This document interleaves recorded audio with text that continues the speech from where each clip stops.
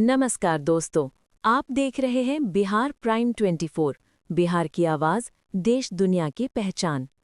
बिहार की राजनीति गर्म है और निर्णायक पल अब कुछ ही कदम दूर हैं। हर मोड़ पर रणनीतियां बन रही हैं और हर फैसला सीधे आपकी जिंदगियों पर असर डालेगा। जुड़े रहिए हमारे साथ। सच्ची रिपोर्टिंग, गहरा विश्लेषण और भरोसेमंद खबरों के लिए सिर्फ बिहार प्राइम 24 पर।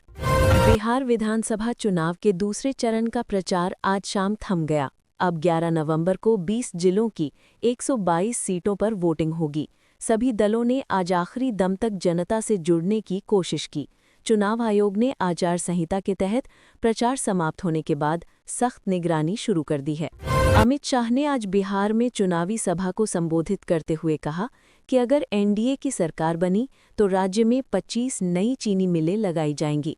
उन्होंने कहा कि बिहार को फिर से औद्योगिक राज्य बनाना उनका लक्ष्य है।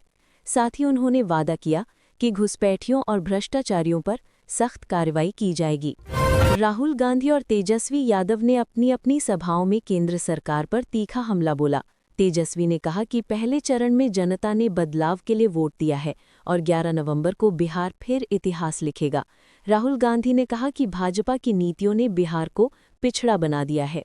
भारत नेपाल सीमा को 72 घंटे के लिए पूरी तरह सील कर दिया गया है। प्रशासन का कहना है कि मतदान से पहले किसी भी बाहरी हस्तक्षेप या अवैध गतिविधि को रोकने के लिए ये कदम उठाया गया है।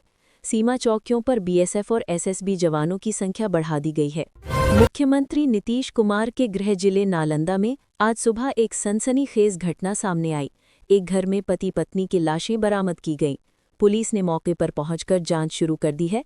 आसपास के लोगों में दहशत का माहौल है और पुलिस हत्या या आत्महत्या दोनों पहलुओं पर जांच कर रही है। मुख्यमंत्री महिला रोजगार योजना के तहत आज नीतीश कुमार ने 25 लाख महिलाओं को आर्थिक सहायता दी। मुख्यमंत्री ने कहा कि बिहार की महिलाएं आत्मनिर्भर बनेंगी तो राज्य का विकास दोगुनी गति से होगा। इस योजना के तहत महिलाओं को 10-10 हज़ार रुपये सीधे बैंक खातों में ट्रांसफर किए गए हैं। मौसम विभाग ने बिहार के 25 जिलों में येलो अलर्ट जारी किया है। अगले 24 घंटे में तेज हवा और बारिश की संभावना जताई गई है। खासतौर पर सीतामढ़ी, मधुबनी और दरभंगा जिलों में भारी बारिश का अलर्ट है। प्रशासन ने निचले इलाकों के लोगों को सावधानी बरतने की सलाह दी है। पटना में गंगा नदी का जलस्तर बढ़ने लगा है और निचले इलाकों में पानी भरने का खतरा बढ़ गया है। नगर निगम और आपदा प्रबंधन विभाग ने राहत टीमों को तैयार रहने के निर्देश दिए हैं। लोगों से अपील की गई है कि वे नदी किनारे या घाटों के पास जाने से बचें। बेगूसराय जिले में पुलिस ने एक अवैध हथियार फैक्ट्री का खुलासा किया है। छापेमारी के दौरान कई पिस्टल, रिवॉल्वर और कारतूस बरामद हुए हैं। 2 आरोपियों को गिरफ्तार किया गया है और पूछताछ जारी है। पुलिस का कहना है कि ये नेटवर्क कई जिलों में फैला हुआ था। गया में छठ पर्व की तैयारियां जोरों पर हैं। घाटों की सफाई, रोशनी और सुरक्षा व्यवस्था पर प्रशासन ने विशेष ध्यान दिया है। जलाशयों में कीचड़ हटाया जा रहा है और बिजली विभाग को निर्बाध सप्लाई सुनिश्चित करने के आदेश दिए गए हैं।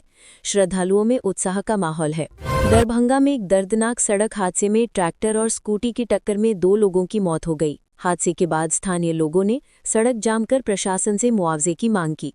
पुलिस ने शवों को पोस्टमार्टम के लिए भेज दिया है और आरोपी ड्राइवर की तलाश जारी है। समस्तीपुर में आज चुनाव आयोग ने एक मतदान अधिकारी को निलंबित कर दिया। एक रोड किनारे वीवीपैट स्लिप्स मिलने से हड़कंप मच गया। जांच में लापरवाही सामने आई और अधिकारी के खिलाफ एफआईआर दर्ज की गई। जिला प्रशासन ने कहा कि मतदान प्रक्रिया की सुरक्षा सर्वोच्च प्राथमिकता है। सीवान जिले में पुलिस ने शराब माफियाओं के खिलाफ बड़ी कार्रवाई की। छापेमारी में करीब 50 लाख रुपए की अवैध शराब बरामद की गई। कई गिरोह के सदस्य गिरफ्तार किए गए हैं। प्रशासन का कहना है कि चुनाव के दौरान शराब तस्करी पर सख्त नजर रखी जा रही है। भागलपुर में बाढ़ से प्रभावित इलाकों में राहत शिविर बनाए गए हैं। एनडीआरएफ टीमें राहत कार्य में लगी हैं। जरूरतमंदों को खाना, पानी और दवाइयां दी जा रही हैं। प्रशासन ने कहा है कि किसी भी प्रभावित परिवार को मदद से वंचित नहीं रखा जाएगा। नवादा में सड़क निर्माण कार्य में धांधली का मामला सामने आया है। जांच के बाद ठेकेदार पर एफआईआर दर्ज की गई है और विभागीय अफसरों पर भी कार्रवाई की संभावना है। ग्रामीणों ने घटिया निर्माण को लेकर कई बार शिकायत की थी। गया में रामायण सर्किट परियोजना को लेकर काम तेजी से आगे बढ़ रहा है। पर्यटन विभाग का दावा है कि इस परियोजना से गया, सीतामढ़ी और जनकपुर, नेपाल के बीच सांस्कृतिक पर्यटन को बढ़ावा मिलेगा। इससे लोगों को स्थानीय रोजगार के अवसर भी बढ़ेंगे।